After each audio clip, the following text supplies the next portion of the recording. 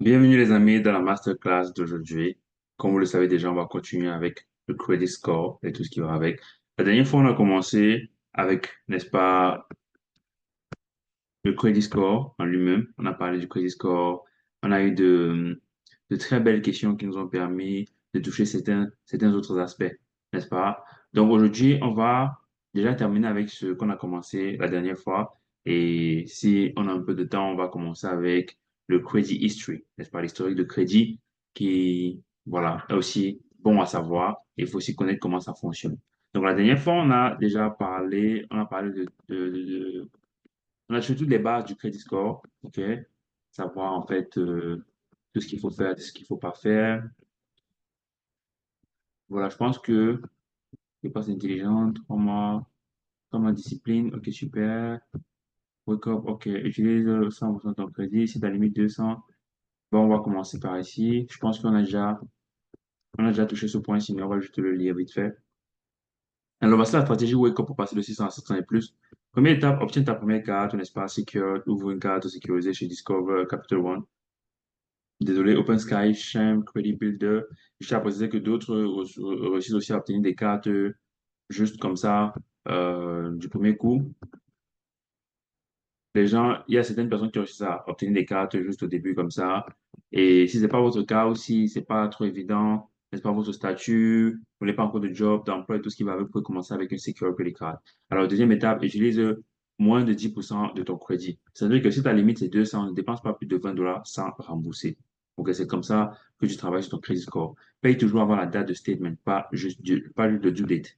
Alors, apps recommandées, on en a déjà parlé, Credit Karma, Set App, Experience Boost. Alors ici, Set App, je dis, c'est pour construire l'historique sans carte. Moi, personnellement, j'utilise Credit Karma et Experience Boost. OK? Alors, quatrième étape, 3 mois de discipline, dépenses intelligentes, aucun retard, paiement anticipé. La dernière fois, je vous ai montré la technique du calendrier. OK? Donc, on va pas revenir dessus, mais je vous ai montré la technique du calendrier la dernière fois, qui est une technique tellement efficiente, surtout pas seulement en ce qui concerne le crédit, mais aussi votre programme, n'est-ce pas, de la semaine et tout ce qui va avec. Je vous ai dit, clarity is power. Quand vous avez la clarté, vous avez le pouvoir. Et c'est très important. Donc, ensuite, vous avez les 5 erreurs qui détruisent ton crédit. Utilisez 100% de ta carte comme une carte de débit. Payer en retard. Utiliser 100% de ta carte, nous, on l'a fait, c'est sûr, n'est-ce pas? Quand on a obtenu nos premières cartes, la première chose qu'on a fait, la première chose qu'on a fait, c'est on a voyagé, on a acheté des habits, on a acheté ceci, on a acheté cela. Et voilà, on a brûlé en fait tout l'argent on a brûlé le plafond et tout ce qui va avec. Et donc aujourd'hui, on commence voilà, à faire les choses de la bonne manière. Mais sinon, on a vraiment pas bien commencé. Donc, vous êtes juste à vos débuts et vous commencez maintenant, je vous recommande vraiment de faire les choses bien. Comme ça, demain, vous ne serez pas en train de réparer votre crédit, mais vous serez en train de continuer à build votre crédit. OK? Alors, payer en retard, même un jour, ouvrir tôt, ouais, payer en retard, même un jour, déjà, vous allez être chargé. Il y aura des frais qu'il va falloir, n'est-ce pas, payer parce que vous avez payé en retard et tout ce qui va avec. Mais en plus, votre crédit va prendre un coup. Ça, c'est un problème. Ouvrir trop de cartes en même temps, non. Vraiment, il faut savoir comment est-ce que vous structurez tout cela. Et je vous ai demandé d'utiliser ChatGPT comme assistant pour toutes les démarches, n'est-ce pas, les conseils et tout ce qui va avec. Alors, fermer une ancienne carte inutilement, ne pas fermer les anciennes cartes, ne pas fermer les anciennes cartes, très important. Prendre un prêt auto, co-signé trop tôt. Attention, n'est-ce pas, ça sont des pièges. Donc, voilà, je pense que là, c'est dit et c'est important à savoir. Alors, aller plus loin, préparer ton business credit. La dernière fois, on a juste touché ça, on a touché ça juste un peu, mais on va aller un peu. Bon, on peut parler de business credit aujourd'hui, mais touchons ça vite fait. Quand tu arrives à 700 et plus, tu peux ouvrir un espace ta LLC, établir ton business credit avec Dunce Number. Voilà, on va parler de ça dans une autre masterclass plus tard. Accéder à des lignes de crédit business sans utiliser ton crédit perso, booster ton pouvoir d'achat sans endetter ton nom personnel. OK? Super. On continue. Et comme la dernière fois, je vous expliquais, tu commences avec ton crédit personnel et c'est ton crédit personnel qui va n'est-ce pas, te servir de pont pour obtenir ton crédit business plus tard. Et une fois que tu as le crédit business, tu travailles maintenant sur ton crédit business sans forcément retourner encore. En fait, ça n'a plus rien à voir avec ton crédit personnel. Ton crédit business sera maintenant indépendant. Mais tu commences, la première carte de business qu'on te donne, c'est après avoir vérifié ton crédit personnel d'abord. On continue. Question fréquente. Si je n'ai pas de Social Security Number SSN, je peux commencer, oui. Avec ITIN plus certaines applications comme Surf ou Chime, mais le SSN reste la voie rapide. Donc, tu peux commencer, mais le SSN reste la voie rapide. Alors, sans le SSN, tu vas juste tu vas jongler un peu plus, mais c'est toujours possible. Et c'est toujours mieux de commencer, de faire quelque chose que de juste rester là comme ça, à attendre, voilà, tes documents. Alors, si je dépasse ma limite, je perds combien de points? Ça dépend. Mais parfois, plus 50 points perdus d'un coup si tu montes à 90, 100% de ta limite. OK? Ce genre de choses, par exemple, nous, est-ce qu'on vérifie même le crédit score en tant que tel? Nous, on laisse dépenser l'argent qui était dans la carte, n'est-ce pas? On n'était pas vraiment éduqué sur tout ceci. Alors, puis-je avoir plusieurs cartes? Oui, mais progressivement. Ne fais pas trois applications d'un coup. OK? Alors, est-ce que Crédit Karma donne le vrai score? C'est une application, c'est une approximation utile, mais pas le FICO exact que les banques voient, n'est-ce pas? Donc, je recommande toujours tu dois avoir le Crédit Karma, tu dois avoir Experian et tu dois aussi avoir, la plupart des applications bancaires te permettent de voir ton FICO score. Donc, il faut toujours check dans toutes ces différentes applications-là pour voir les différents chiffres, les différents nombres, en fait. Parce que chaque bureau, il y a trois crédits bureaux, ils vont te donner différents scores, mais celui qui sera toujours le plus utilisé, c'est le FICO score. Et c'est souvent celui que ta banque ou tes banques te permettent de voir. Alors, et si j'ai déjà raté des paiements pas trop tard, commence aujourd'hui à reconstruire. Rattrape-toi avec Self, Boost et Payment 100% on time. Donc là, particulièrement, moi, je suis en train de travailler sur mon crédit. Ça fait déjà peut-être 2, 3 mois comme ça. Et ça va, je monte vraiment en point. Et je me rends compte que ces conseils-ci fonctionnent en fait. Ça fonctionne vraiment. Surtout la technique du calendrier, c'est très important. Comme ça, tu sais exactement quand tu vas utiliser ta carte. Parce que ne pas aussi utiliser ta carte, ça ne va pas te faire du bien parce que ton crédit ne va pas monter. Voilà. Donc, savoir quand est-ce que tu vas utiliser la carte, savoir quand tu vas rembourser et tout ça, très important. Alors, résumé, Wake Up, 90 days plan. On a parcouru ça la dernière fois. Overcard sécurisé plus Install App, utiliser 5% à 10% max plus pay avant le statement. Active Self Boost plus et observe ton score. Maintiens les bonnes habitudes et vise 700 et plus. Tu veux, OK, great, let's continue. Alors, bonus 1, méthode du calendrier stratégique du retard. Voilà, les trois dates officielles à comprendre. Statement date. La date à laquelle ton relevé de carte est généré, c'est ce solde qui est reporté aux agences de crédit. Report est souvent égal à statement date, n'est-ce pas? Sauf exception. C'est à ce moment que ton score est calculé par Experian et que par, etc. Due date, la date limite pour payer ton solde sans pénalité. En général, 15 à 25 jours après le statement date. Alors, GeForce voici le calendrier. Jour 1 à 10, j'utilise ta carte pour les petits achats. La dernière fois, je vous ai partagé mon écran et vous avez vu comment j'organise mon calendrier de la semaine. Très important, n'est-ce pas? J'utilise Google Calendar, comme je vous ai montré la dernière fois, et c'est important d'utiliser ChatGPT comme assistant. Et voilà. Donc, jour 11, 13, rembourse au max avec statement date pour que le solde reporté soit bas. Alors, éventuellement, je ne vais pas te montrer les détails ici parce que je vais dire que tu utiliser ChatGPT comme assistant. Là, vous lui donnez des informations. Déjà, par exemple, c'est quand votre statement date, c'est quand votre due date, combien vous avez sur la carte et tout ce qui va avec. C'est quoi le minimum payment et tout ça. Et c'est quoi votre objectif aussi. Voilà. Donc, vous parlez de ChatGPT comme si c'était un assistant ou une assistante, c'est comme vous voulez. Alors, jour 14, statement. Ton score est impacté par ce solde visible. Il doit être propre. Alors, jusqu'à due date, tu peux encore payer le reste si nécessaire, mais attention aux intérêts. Alors, toutes ces choses-ci, là, sont des choses que déjà, il faut comprendre, mais ensuite, il faut utiliser ChatGPT comme assistant. Je reviens dessus. Alors, pourquoi ça marche? Les agences ne voient pas ce que tu rembourses après le statement date.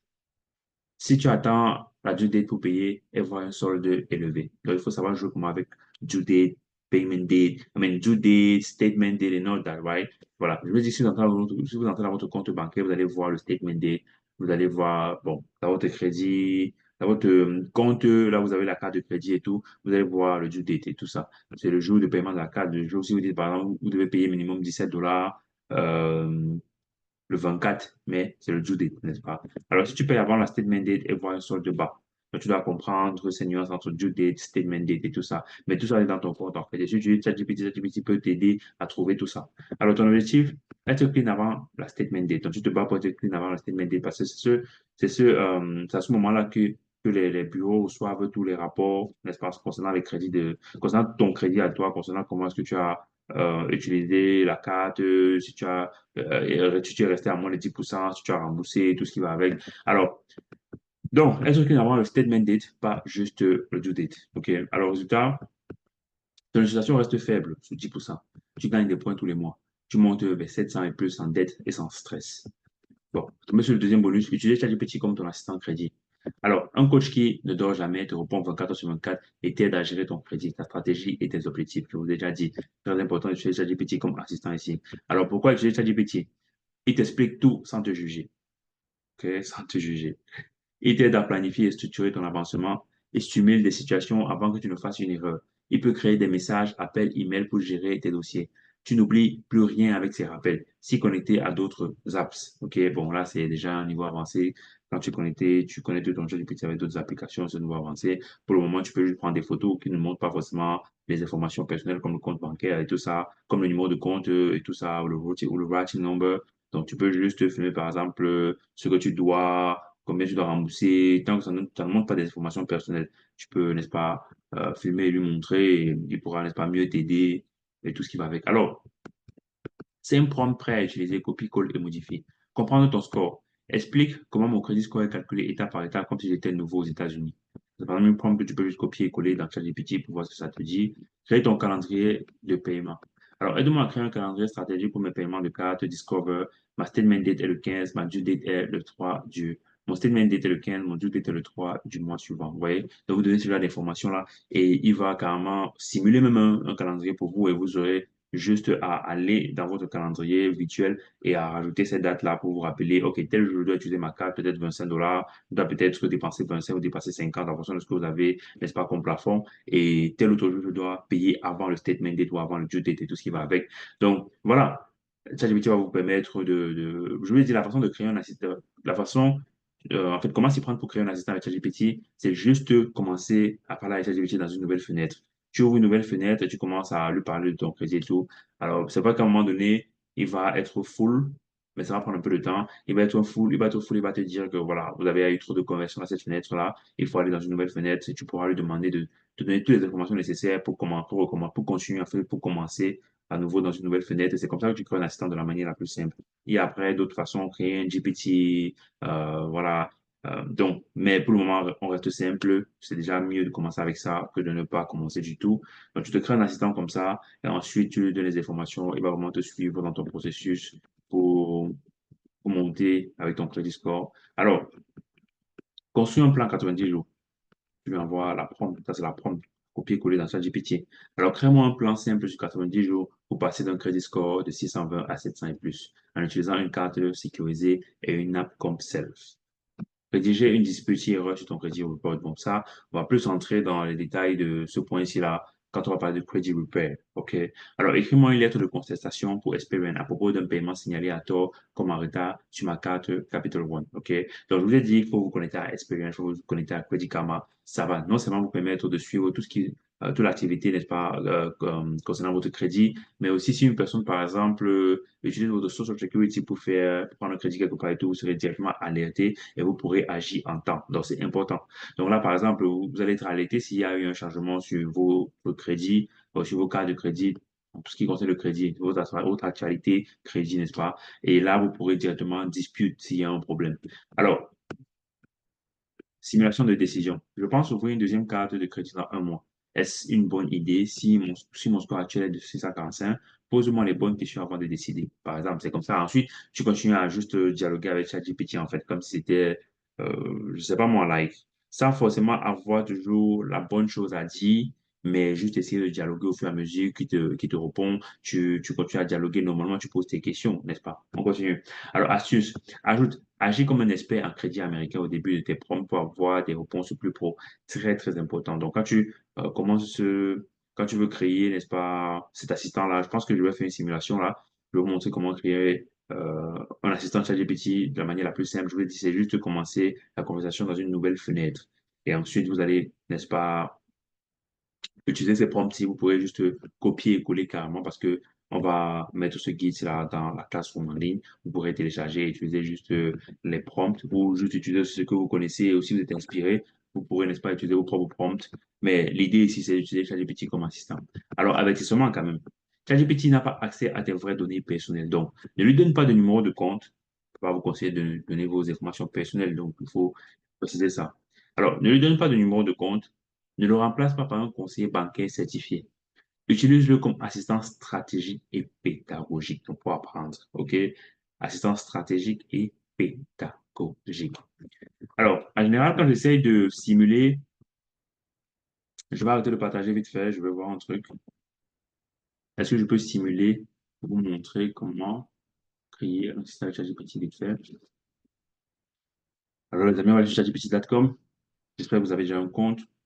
Je vais vous montrer vite fait. Ok, super. Donc, je vais partager mon écran.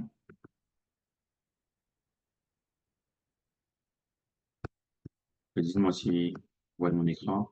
Bon, ensuite, ce que je vais faire, c'est, voilà, je suis dans une nouvelle fenêtre. Donc, je vais venir ici. Je vais dire, je vais copier ça. Agir comme un expert en crédit américain au début de tes prompts. Ok, je vais juste agir comme un expert en crédit américain. Voilà. Et ensuite, je vais par exemple prendre, je pense ouvrir, je vais dire agir comme un expert en crédit américain et conseille-moi. On n'a pas besoin d'être trop correct. Ok, donc regardez ce que je vais faire. Je vais faire quelque chose qui n'a pas trop de sens comme ça, mais on va comprendre. Et conseille-moi sur, je vais mettre deux points. Alors, vous appuyez sur Shift et Entrée en même temps pour aller à la ligne. Et ensuite, on vient ici. On va dire, conseille-moi sur... Je pourrais dire, voilà, agis comme un expert en crédit américain et écris-moi une lettre de contestation pour espérer à propos d'un paiement, n'est-ce pas? Donc, on peut faire ça par exemple. Agis comme un expert en crédit américain et, on va juste mettre et, écris-moi une lettre de contestation pour espérer à propos d'un paiement signalé à tort comme en retard sur ma carte Capital One. Donc, on va copier ça. Je simulation vite fait. Mais ici, on va coller. Donc, agir comme un expert en crédit américain et voilà. Je donne envoi. On voit ce qu'il va nous dire. Voici un modèle de lettre de contestation que vous pouvez envoyer à Experian. Je l'ai déjà rédigé dans le format généralement accepté par les agences de crédit américains. Faire Credit Report, OK, vous pouvez l'adapter à vos informations personnelles et joindre vos preuves, par exemple, le relevé bancaire ou lettre de Capital One. Alors, lettre de contestation Experian. Votre nom, votre adresse, ville, état, code, OK, super. Alors, ça dépend de vous, hein. Vous pouvez aussi mettre votre nom, votre adresse pour qu'il puisse remplir tout ça pour vous. Là, vous copiez, vous collez. Mais si vous êtes une personne assez, disons, sceptique et vous ne voulez pas rentrer vos informations personnelles d'une façon ou d'une autre, que ce soit l'adresse, peu importe, vous pouvez juste copier ici, en utilisant ce bouton-ci. Vous allez appuyer sur copier et vous allez aller, n'est-ce pas, coller ça dans un Google Doc ou, voilà, dans un Word, document Word, et vous pourrez, n'est-ce pas, remplir les espaces vides ou les espaces laissés, n'est-ce pas, pour vous de remplir. Donc, voilà. Maintenant, je peux aussi lui dire maintenant, je peux revenir, je lui dis maintenant, je pense ouvrir une deuxième carte de crédit dans un mois. Est-ce une bonne idée si mon score actuel est 145? Pose-moi les bonnes questions avant de décider. Je vais copier ça. Et désolé les amis, donc on vient ici, on va coller. CTRL-C, CTRL-V, n'est-ce pas? Donc, on va envoyer pour voir. Bonne réflexion. Avant de dire si ouvrir une deuxième carte de crédit est une bonne idée avec un score de 645, zone fair crédit, il faut d'abord poser quelques questions clés pour bien évaluer la situation. Alors, utilisation et dette actuelle. Quel est ton taux d'utilisation des crédits, balance totale? Ok, super. Donc, il te pose des questions ici. As-tu actuellement sur de portée d'un mois à l'autre où tu payes toujours en entier? As-tu d'autres dettes? Historique de paiement. As-tu eu des paiements en retard au cours des 12 derniers mois, autre que celui que tu contestes? Est-ce que tu arrives à payer au minimum chaque mois sans difficulté? Voilà, donc il pose des questions et tout. Alors, je réponds à ces questions et je pourrais te dire clairement si c'est une bonne idée maintenant ou si c'est mieux d'attendre encore quelques mois. Veux-tu que je fasse un petit test de simulation selon tes réponses pour estimer combien ton score pourrait monter avec une deuxième carte? Je peux lui dire oui, ok? Maintenant, on va voir si je peux demander autre chose. Alors, fais-moi un plan simple de 80 jours pour passer d'un crédit score de 620. Je vais copier ça. Ok. Mais bien sûr, aide-moi à créer un calendrier stratégique pour mes paiements Discover. Ok, super. Donc, on va pas essayer. Je lui dis par exemple, oui, vas-y, je vais voir ce qu'il va me proposer. Et vas-y.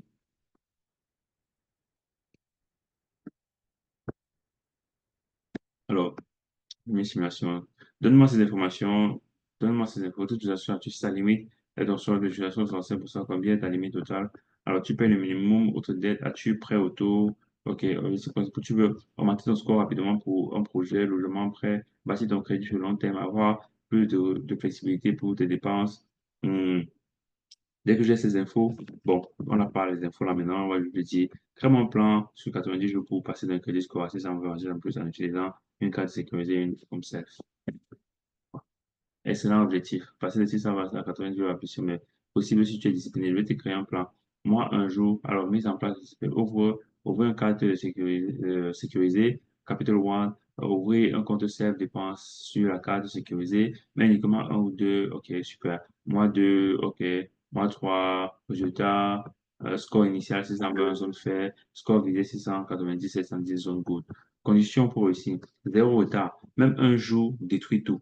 Aucune nouvelle demande de crédit hors self, plus carte sécurisée. Alors, c'est pour ça que la première chose que vous devez faire quand vous travaillez sur votre crédit, c'est de mettre votre compte sur paiement automatique. C'est-à-dire que c'est vrai que vous devez payer avant le due date, avant le statement date, mais si à jamais vous ne vous rappelez pas, peut-être parce que si ou parce que ça, au moins, vu que vous avez mis le compte sur paiement automatique, vous n'avez pas miss un paiement, n'est-ce pas? Parce que quand vous ratez un paiement, ça, vraiment, votre crédit en prend un coup.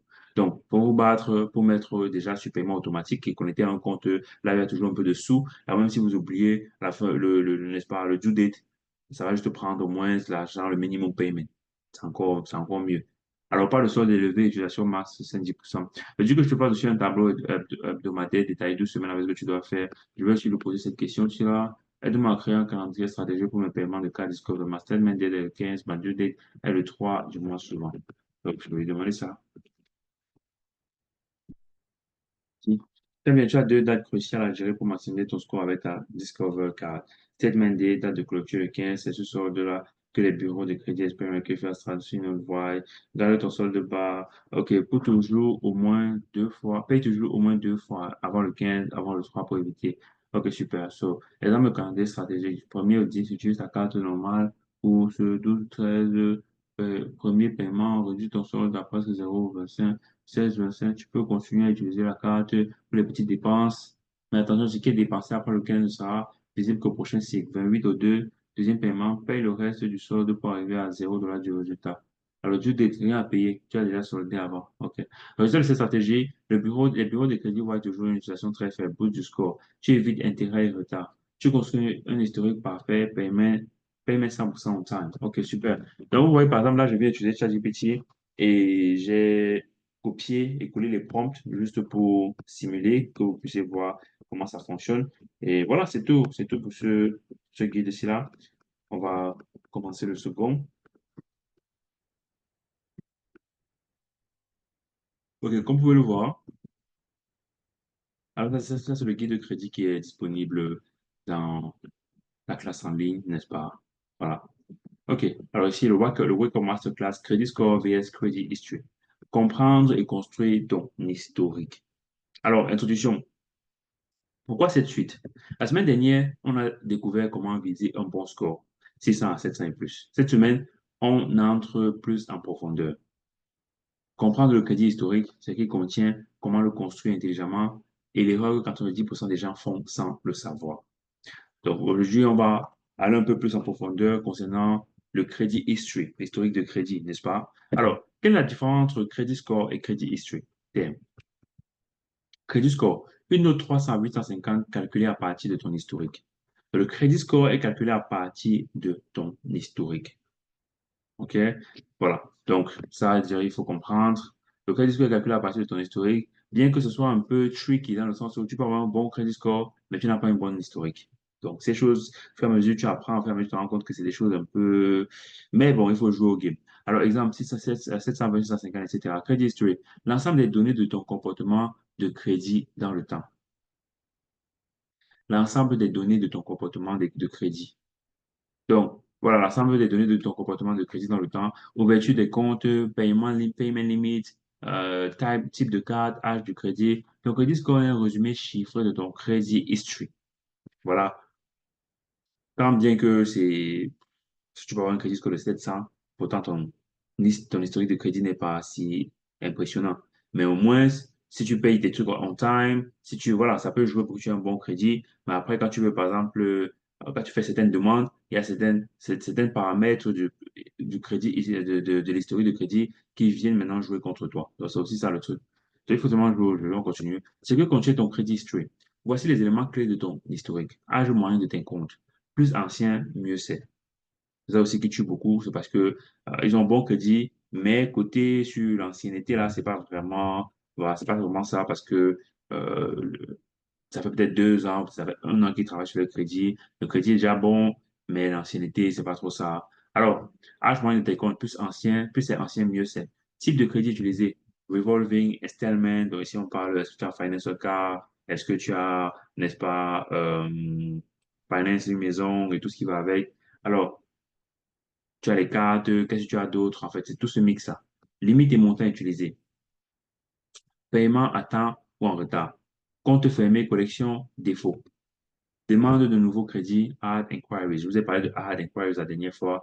Pas demander. Bon, on a vu tout ceci maintenant dans le crédit score déjà, mais ici on est plus dans le sens historique de crédit et tout ça compte, comme vous pouvez le voir. Parce que c'est en fonction de tout ça qu'on trouve ton crédit score. Même comme je trouve que c'est un peu tricky parce que tu as un bon crédit score, mais il y a certains paramètres dans le crédit history qui peuvent venir parler contre toi. Alors, comment construire un bon historique de crédit, même avec un peu de moyens? Stratégie. Ouvrir tôt une carte. Description. Même secure pour démarrer l'âge du crédit. Donc, il y a des gens qui arrivent aux États-Unis, c'est après 6 ans, 7 ans qu'ils pensent à prendre le premier carte de crédit. Pourquoi? Parce que ils ne veulent pas se sentir endettés. Pourtant, c'est juste un jeu à jouer. Ils disent, voilà, ils disent. Alors, conseil, garde-la ouverte longtemps. Même secure carte pour démarrer l'âge du crédit, garde-la ouverte longtemps. Toujours payer à temps. Même $1 en retard égale impact très négatif. Active l'autopay, je vous ai dit. Paiement automatique. Garde les comptes ouverts. Fermer un vieux compte peut réduire l'âge moyen, sauf si frais élevés. Baisser ton utilisation. Ne jamais dépasser 30%, idéalement 10%. Exemple, limite c'est $1,000, si ton plafond c'est $1,000, max utilisation $100. Être ajouté comme authorized user. Je vous ai parlé de ça la dernière fois. Si vous avez une personne qui a un très bon crédit et un très bon history, credit history, la personne peut vous ajouter comme authorized user et vous pouvez bénéficier de cela pour aller plus vite. Alors, tu gagnes l'âge et l'historique de quelqu'un d'autre. Choisis une personne sérieuse. Utilisez app de Credit Builder, Surf, Kickoff, Shine, Credit Builder, idéal pour ceux sans antécédents. Voilà. Mais bon, on continue. Un bonus, la méthode de calendrier. Objectif, ne jamais payer en retard tout en bossant ton score. Voici la stratégie simple à appliquer. Étape action. Alors, note ta due date, date de paiement de ta carte. Note ta reporting date, souvent 2 3 jours après. Paye 95% au plus du solde avant la due date. Pose toutes ces questions à ChatGPT. C'est quoi mon due date et tout ce qui va avec. Il va te dire, va dans ton compte, regarde à tel endroit, où tu peux carrément envoyer un screenshot, tant que ça ne montre pas tes informations personnelles. OK? Alors, paye 95% au plus du solde avant le due date. Laisse une petite somme, genre $5, jusqu'au report date pour montrer une activité. C'est exactement ce que je fais en plus dans, n'est-ce pas, euh, de la façon, n'est-ce pas, parce que je fais pour travailler mon crédit, je fais toujours ce truc-là, laisser une petite somme. Mais je fais ça pourquoi? Parce que je travaille avec ChatGPT. ChatGPT me rappelle toujours. Si je dépense par exemple $25, après je rembourse $20, je laisse un petit $5. Donc je joue un peu à ce jeu. Alors laisse une petite somme, genre $5 jusqu'au report date pour montrer une activité. Alors paye tout après le report pour éviter les intérêts. Cela crée une historique positive sans pénalité, même avec des petites dépenses. Donc ici, là, par exemple, vous voyez qu'on est dans le cadre des cartes de crédit et je pense que c'est le niveau là où presque la majorité d'entre nous, c'est à ce niveau qu'on se trouve actuellement. N'est-ce pas? Bon, il y a peut-être ceux aussi qui ont finance la voiture, ceux qui ont finance la maison, mais je pense que la plupart d'entre nous, c'est surtout les cartes. Pour le moment, ce sont les cartes. Donc, ce que tu dois faire ici pour travailler sur ton historique de crédit pour le moment, pour travailler sur ton historique de crédit, c'est ce que tu dois faire pour le moment. Alors, éviter les pièges qui détruisent ton historique. Ouvrir, fermer les cartes tous les 2 mois. Ça, tu ne dois pas le faire. Payer en retard, même une seule fois. Tu ne dois pas le faire. Faire plusieurs hard inquiries en peu de temps. Tu ne dois pas faire trop de demandes en peu de temps. Tu ne dois pas le faire. Ne pas utiliser du tout ces cartes. Je disais aussi, ne pas utiliser ou ne même pas prendre de crédit score. C'est déjà aussi mourir dans le game une fois. Laisser les soldes élevés en permanence. Non. OK, super. Donc, voici ce que tu dois faire, voici ce que tu ne dois surtout pas faire pour travailler sur ton historique de crédit. C'est en fonction de ça que eux, ils vont déterminer ton crédit score. Mais il y a par exemple des facteurs que tu ne peux pas vraiment contrôler, comme l'ancienneté. Si ça fait peut-être seulement 1 an et demi, 2 ans que tu travailles sur ton crédit score, tu seras refusé dans certains, n'est-ce pas, certaines demandes seront refusées parce que en fait, ce paramètre-là n'est pas encore bien présenté chez toi, n'est pas encore acceptable aussi. Mais qu'est-ce que tu peux faire? Si tu es sous Authorized User, quelqu'un te met en Authorized User sur son compte, sur ses cartes, sur son crédit, en fait, oui, là, ça peut te permettre d'aller un peu plus vite. Mais si ce n'est que toi, forcément, tu seras obligé d'avancer au fur et à mesure. Et ce paramètre-là, ça va te prendre du temps parce que c'est un paramètre d'ancienneté. Mais au moins, tu peux respecter déjà tout ce qu'on a cité jusqu'à présent et faire les choses bien comme tu peux, ce qui est déjà en ton pouvoir actuellement. Tu peux déjà respecter ça et faire bien ces choses-là. Comme ça, le reste, n'est-ce pas, le reste viendra seulement compléter. On continue.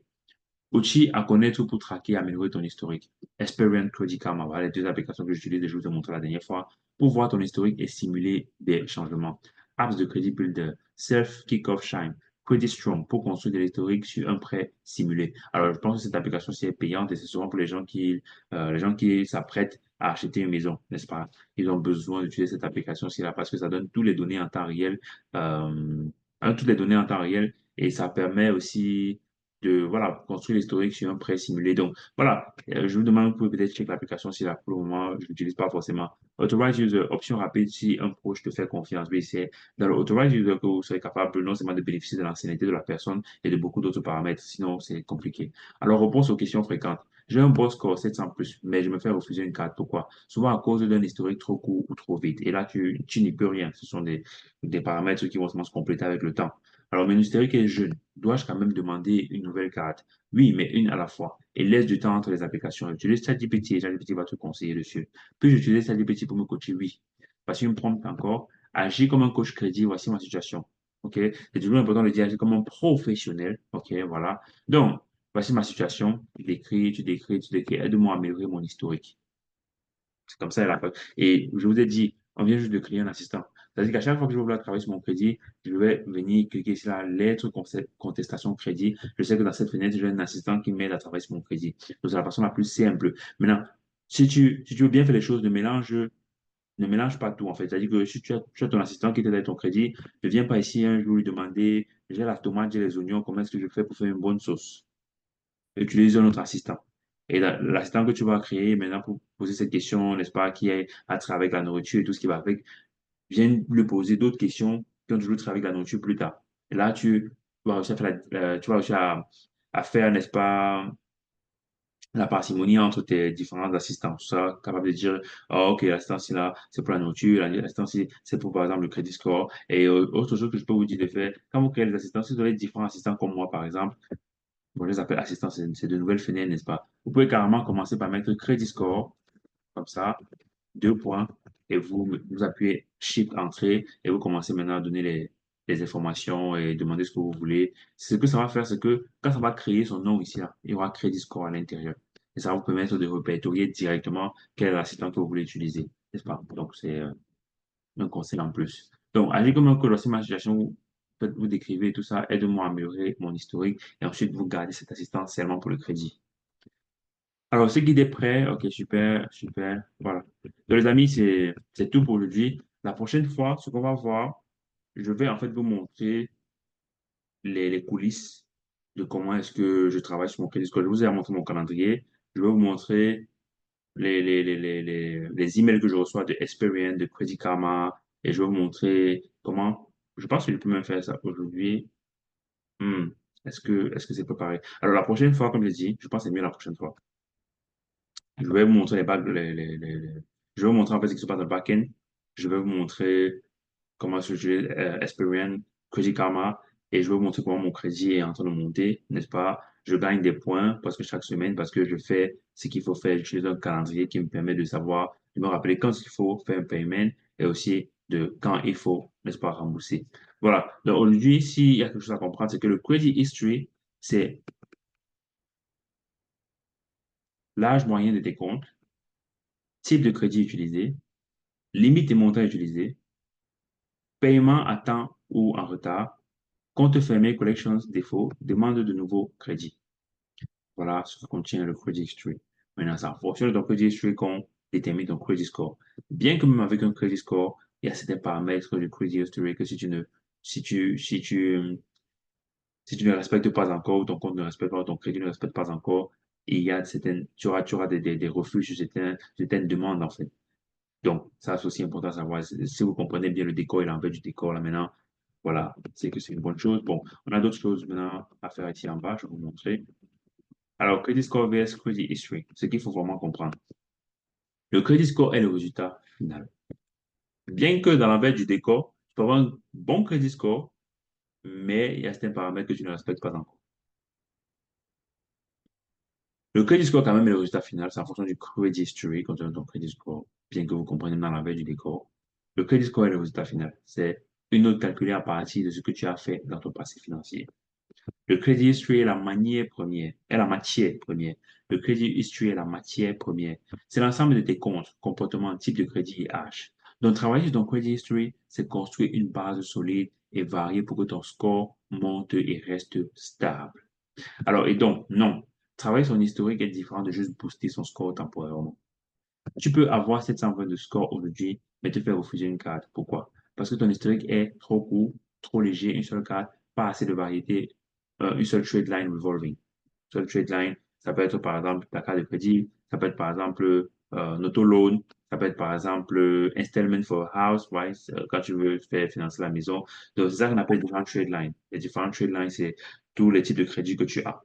Alors, donc, vous comprenez maintenant que il y a des choses que tu peux faire pour booster ton crédit, obtenir quelques points là, vite fait, mais ton historique de crédit ne peut pas être boosté si facilement. Bon, c'est vrai, quand tu prends une nouvelle carte, tu prends une nouvelle trade line, you know, avec le temps, tu commences à avoir des comptes un peu anciens et tout ce qui va avec, ça impacte ton historique de crédit, c'est bien.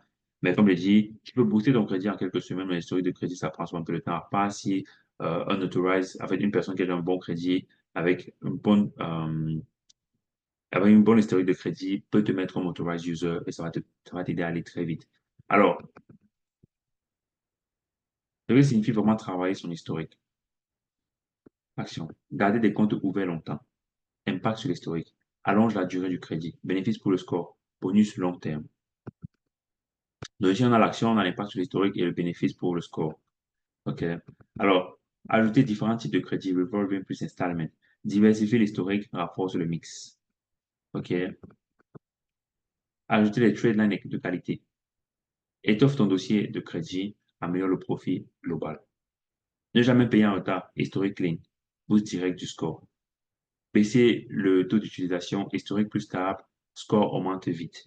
Donc, je vous recommande de lire encore cette partie-ci-là pour bien comprendre la nuance entre l'historique de crédit et le crédit score. Et vous comprenez bien que l'historique de crédit, comme on l'a dit, c'est la matière première.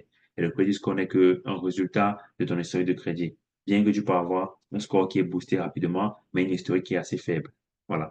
Donc, trade line, un outil stratégique. Une trade line, c'est n'importe quel compte de crédit sur ton rapport. Voilà. Donc, comment varier cette trade line intelligemment? Avoir deux cartes minimum. Une secured, une non secured. Ajouter un installment loan via une app. Exemple, Self ou Credit Strong. OK? Donc, je vous ai dit, ça, c'est par exemple une application que j'ai utilisée quand je suis déjà prête à faire un certain achat. Et je pense que je vais tester cette application et vous dire, pour l'instant, je suis j'utilise plus Credit Karma et Experian, mais je pense que je vais tester Credit Strong. Voilà, mais je vais vous revenir dessus. Alors, je vais essayer d'ajouter des installment loans pour voir comment ça fonctionne, n'est-ce pas? Je vais aller à un niveau supérieur. Pour l'instant, je veux dire que je touche déjà bien le game du crédit, comment booster son score. Maintenant, comment booster son historique. Je pense que je vais un peu mieux me entrer en profondeur dans ce sujet-là. Alors, se faire ajouter comme authorized user sur une carte ancienne avec un bon historique.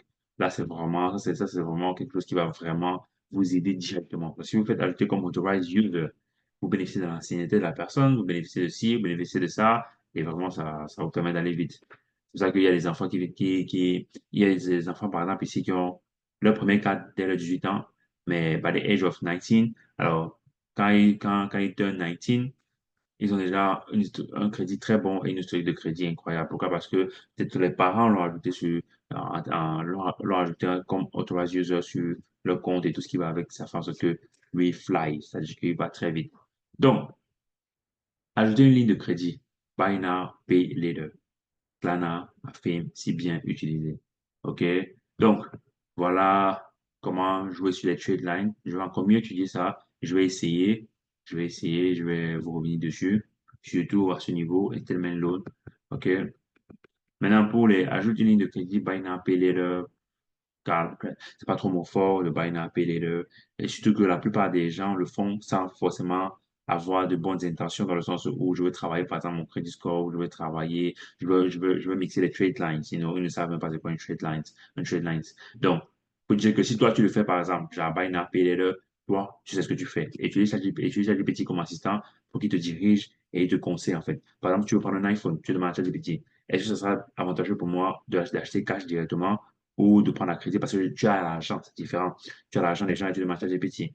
Est-ce que c'est mieux si j'achète ça cash ou si je prends et je paye, n'est-ce pas, au fur et à mesure? Est-ce que ça va m'aider à mixer mes trade lines? Est-ce que ça va m'aider à travailler sur mon historique de crédit?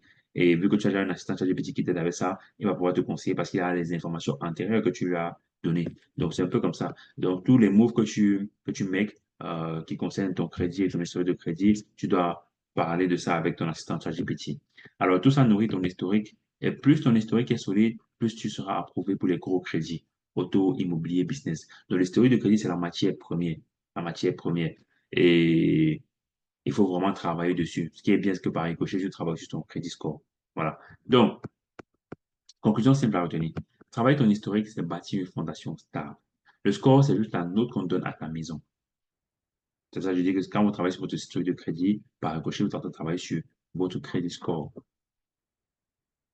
voyez comment on a carrément trouvé vraiment le nerf de la guerre, c'est l'historique de crédit.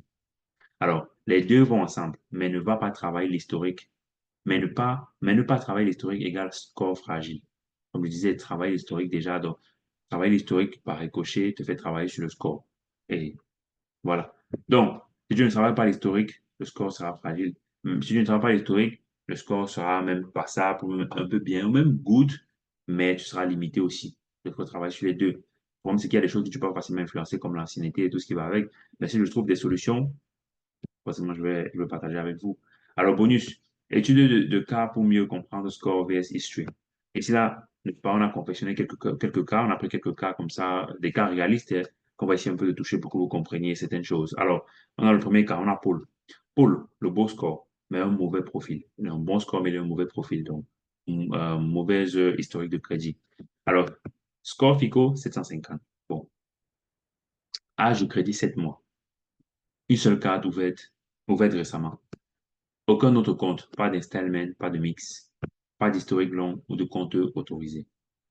Il peut louer une voiture ou faire un petit crédit personnel. Être pris pour une carte de base, low limit. Il peut être refusé pour une carte premium, chez Sapphire, Amex Gold, un auto-loan intéressant, un loyer dans certaines résidences strictes, une approbation business crédit. Pourquoi? Parce que le score seul ne suffit pas. L'historique est trop léger, il donne l'impression que Paul est encore inexpérimenté. Vous voyez comment ça se retourne contre lui ici. Pourtant, il a un bon crédit score. Donc, il va se vanter partout qu'il a un score de 750, mais pourtant, il est très limité. Style. Vous voyez un peu ce que je veux dire? Donc, la façon la plus rapide de travailler sur son historique de crédit, c'est d'être ajouté comme authorized user dans un compte qui est déjà vraiment bon. Mais c'est pas évident. Est-ce que nous, bon, peut-être vous avez des parents ici qui ont des très bons crédits scores et qui peuvent vous rajouter comme authorized user, c'est bien, mais ça, c'est pas évident. C'est vraiment pas évident. Et aussi, il y a des gens qui ont très peur de le faire parce que ça peut backfire. Tu peux le faire parce que tu veux aider quelqu'un, mais la personne fait des choses qui finalement détruisent même ton compte, en fait, détruit tout ce que tu as construit pendant 7 ans, pendant 8 ans. Donc, c'est pas aussi évident. Alors, donc, vous voyez, par exemple, on a le cas de Paul. OK? Et vous voyez, il a un bon crédit score, mais l'historique, qui est la matière première, ici, n'est pas au rendez-vous, donc il a subi. On continue. On a le deuxième cas, on a Anne. Anne a un score moyen, historique solide. Son FICO score, c'est 680. Historique 5 ans. Trois cartes avec paiement à jour. Elle a trois cartes avec paiement à jour. One authorized user sur une vieille carte. Ouf, c'est la authorized user sur une vieille carte. A déjà remboursé un loan étudiant. Ouf. Utilisation moyenne, 8%. Elle peut être approuvée pour des cartes mid-level, obtenir un auto-loan avec bon taux, passer des vérifications d'appartement sans souci. Elle peut être refusée pour les meilleurs reward cards, une ligne business sur revenu flow. Pourquoi? Parce que même si son score n'est pas parfait, son historique inspire confiance. Les prêteurs regardent la stabilité avant la note. Donc, vous voyez que c'est important de connaître ou de comprendre ces deux thèmes-là, credit score et historique de crédit, te permet de voir vraiment les nuances vraiment dans tout ce sujet-ci-là. Et ça te permet d'être mieux avisé et de prendre des bonnes résolutions, n'est-ce pas? On continue avec le cas 3. Thomas, score élevé mais erreur passée. Thomas a un score de 740. Deux paiements en retard il y a 8 mois. Deux cartes, un loan étudiant. A fermé un ancien compte. Utilisation 40%. Mais je suis sûr que ça va pas aller, ça sera pas le bonheur pour lui. Il peut obtenir des cartes si le prêteur n'est pas trop strict. Continuer à monter avec gestion disciplinée. Il peut être bloqué pour programme où zéro retard est exigé. Immobilier, high tier cards, requête ou l'âge moyen du crédit est vérifié. Donc pourquoi? Parce que le système voit tout l'historique pas juste le chiffre final. Donc, vous voyez là un chiffre, il a un chiffre de 740, mais il a deux cartes, un non étudiant, ben, il a fermé un ancien compte, déjà une erreur, et une gestion de 40% qui est aussi une erreur. Donc voilà. K4, AWA, nouveau profil mais bien structuré. AWA 670 en montée. Une secure card, 6 mois d'ancienneté. Crédit Builder App activé. Added as authorized user sur carte 7 ans. Nice. L'utilisation, 5%. Alors, elle peut se faire approuver pour une deuxième carte bientôt, être sur une très bonne trajectoire pour 700 et plus d'ici 3 mois. Pourquoi? Parce qu'elle travaille l'historique intelligemment et construit une base solide dès le début. Maintenant, conclusion visuelle. Score élevé, historique faible, profit potentiel. Score moyen, historique solide, approbation fréquente. Score élevé, historique solide, all access. Et ça, c'est notre objectif, les amis. On doit être ici. Wake up, OK? On doit être ici, les amis. Score élevé, historique solide, all access. Score faible, historique vide, start over, required. Je dois recommencer. Va recommencer, OK? Voyons ça encore. Score élevé, historique faible, refus potentiel. Score moyen, historique solide, approbation fréquente. Score élevé, historique solide, all access. Les scores faibles, historique vide, start over required. À retenir, le score est la note, l'historique est ton CV. Mieux vaut un bon dossier qu'un beau chiffre sans fondation. I rest my case. Ok, guys. Alors, la prochaine fois, comme j'ai dit, on va aller dans les coulisses. Je vais vous montrer comment est-ce que je travaille non seulement sur mon crédit score, mais désormais aussi sur mon historique de crédit. Et on va étudier d'autres profils. Parce que aujourd'hui, on a étudié des profils plutôt moyens et des profils qui n'étaient pas aussi trop ça. La prochaine fois, on va étudier des profils qui sont top tiers. Et on va voir, n'est-ce pas, ce qui les qualifie comme tels. Et comment est-ce que nous, on peut faire pour arriver à ce niveau. Bon, déjà, on a même les informations pour travailler sur l'historique de crédit et aussi sur le crédit score. Je pense que ce n'est plus, n'est-ce pas, que ce n'est plus un mythe pour nous, n'est-ce pas? Et ce n'est plus aussi quelque chose qui, disons, n'est pas compréhensible, qui n'est pas compréhensible, n'est-ce pas? On a déjà compris à quoi ça consiste. Et voilà, les amis, je pense que c'est tout pour aujourd'hui. C'est tout pour aujourd'hui. OK. Voilà. Je vous demande de revoir cette masterclass si vous avez des questions la prochaine fois, n'hésitez pas. Et commencez à travailler sur votre crédit score. Mais non, travaillez sur votre historique de crédit. Parce que par ricochet, si vous travaillez sur votre crédit, votre historique de crédit, par ricochet, vous allez en train de travailler sur votre crédit score. Parce que crédit history, c'est la matière première. OK? Credit score, c'est juste le résultat de tout ce que tu as, de tout le travail que tu as abattu, n'est-ce pas, dans le credit history. OK, super les amis, c'est bon. Alors, on va s'arrêter ici aujourd'hui. La prochaine fois, comme je dis, je vais vous montrer comment est-ce que moi je travaille sur tout. Je vous ai montré mon calendrier. On va aller encore dans les coulisses une fois de plus. Je vais vous montrer mes applications. Et voilà. Après ça, je pense qu'on va toucher quelque chose de différent. Et vous savez, cette masterclass sera postée dans la classe SKD. SKD. OK? Secret Knowledge Diaspora. Donc, allez dans SKD et vous allez voir ces masterclass où on parle de crédit score et de credit history. Les amis, ce fut un plaisir. On se donne rendez-vous dimanche prochain pour une nouvelle masterclass. C'était votre boy, Mr. GGF. Bonne journée à vous et bye bye. Prends tes clés, PlayStation, wake up. Tous contre le système du corps brisé. Le système du corps brisé, c'est le travail dur. On doit commencer à travailler avec la tête. OK? Voilà. Les futurs élites francophones aux États-Unis. C'était un plaisir et on se donne rendez-vous la prochaine. De vous dimanche prochain, les amis.